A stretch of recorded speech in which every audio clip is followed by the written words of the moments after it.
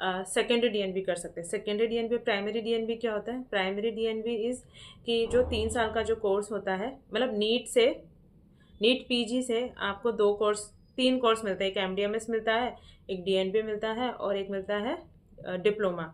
तो जो एमडीएमएस, तो एमडीएमएस सबको ही पता होता है। डीएनबी मतलब 3 साल का कोर्स होता है, that is a degree course. और डिप्लोमा जो होता है वो होता है 2 साल का कोर्स होता है। और मैं कुछ फंबल करे तो my husband is helping me, he is very sweet.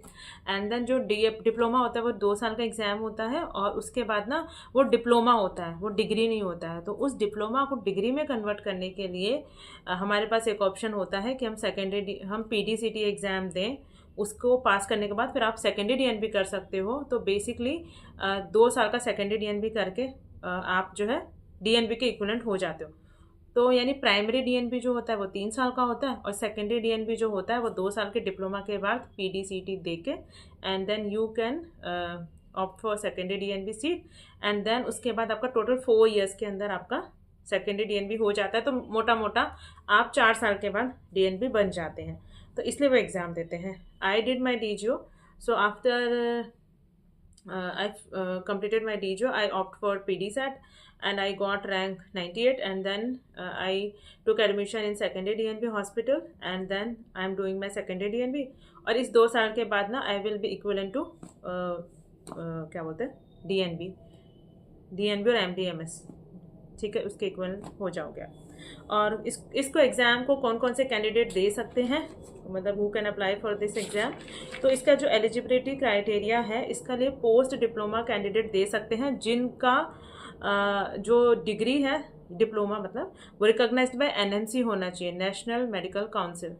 तो उनकी जो डिग्री है वो एनएमसी से रिकॉग्नाइज होनी चाहिए, वो लोग दे सकते हैं।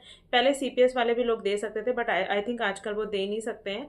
बट फिर भी जब इन्फॉर्मेशन बुलेटिन आएगा तो एक बार आप पढ़ लीजिएगा कि कौन कौन दे सकता है, कौन कौन नहीं दे सकता। अकॉर्डिंग टू मी, जो मैंने इन्फॉर्मेशन बुलेटिन पढ़ी है उसके हिसाब से, क्योंकि मैंने अभी रिसेंट में इन्फॉर्मेशन बुलेटिन पढ़ी है, तो उसके अकॉर्डिंगली जो है, बट वो लास्ट ईयर की थी, तो इसलिए जो है एनएमसी जो रिकॉग्नाइज्ड है इंस्टीट्यूट्स वो दे सकते हैं। ठीक है। और इसके लिए जो क्राइटेरिया है वो ये भी है कि आपका जो डिप्लोमा का रिजल्ट, थियरी प्लस प्रैक्टिकल का रिजल्ट 31 जनवरी से आ जाना चाहिए, और आपको उस एग्ज़ाम में पास होना चाहिए। तो दैट इज़ द क्राइटेरिया कि you should clear your theory and practical exam before 31 January, and your result should also be out before 31 जनवरी, तो so you can eligible for this exam. And yes, and यही है।